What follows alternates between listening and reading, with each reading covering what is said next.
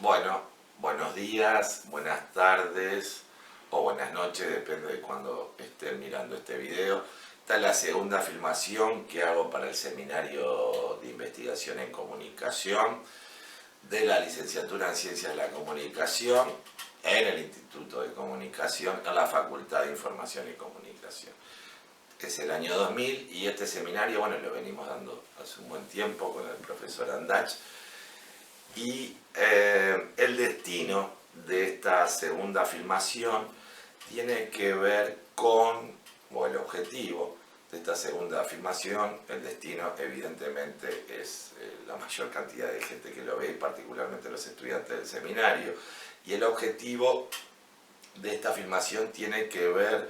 con la indagación o con la reflexión de aquello de lo que se llama proyecto de investigación y sobre todo proceso de investigación. Digo estas dos palabras por lo siguiente. El proceso de investigación incluye evidentemente una proyección. Esa proyección recibe el nombre de proyecto de investigación y,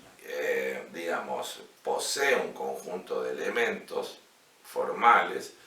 que básicamente los que usamos en el seminario. El formato de proyecto de investigación es similar a la de agencias de investigación, de la UDELAR, de otras universidades, que posee, digamos, una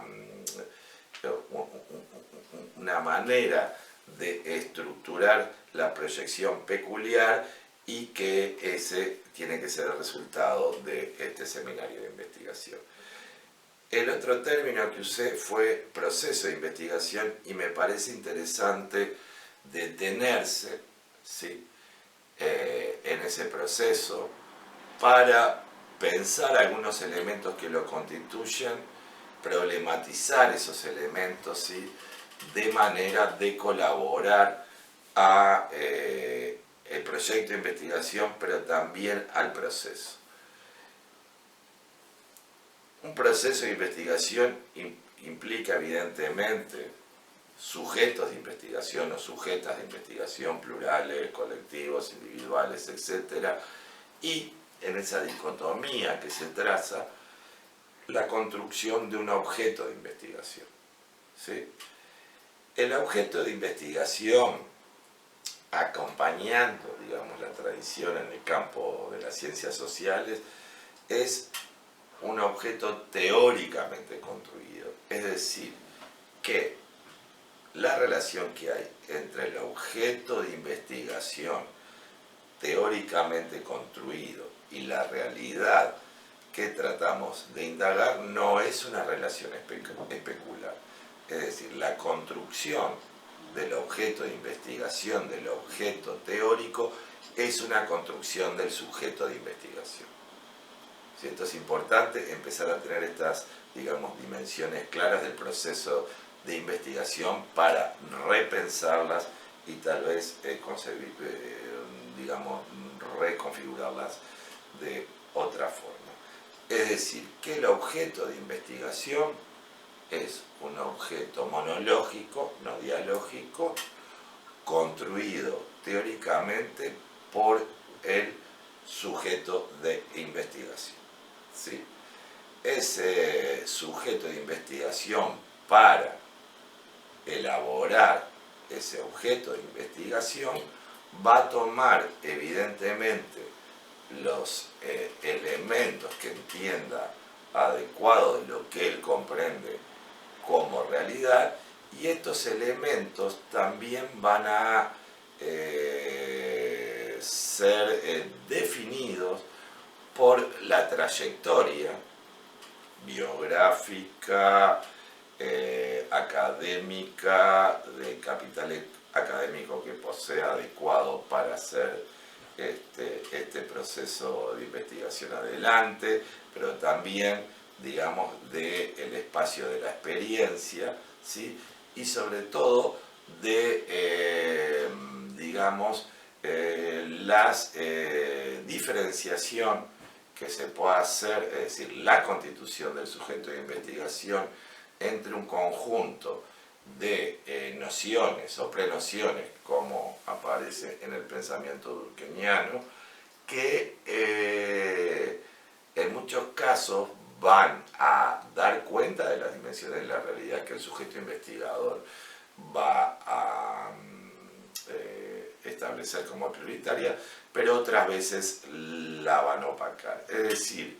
que la construcción del sujeto de investigación es, digamos, tan relevante como la construcción del objeto de investigación. En general,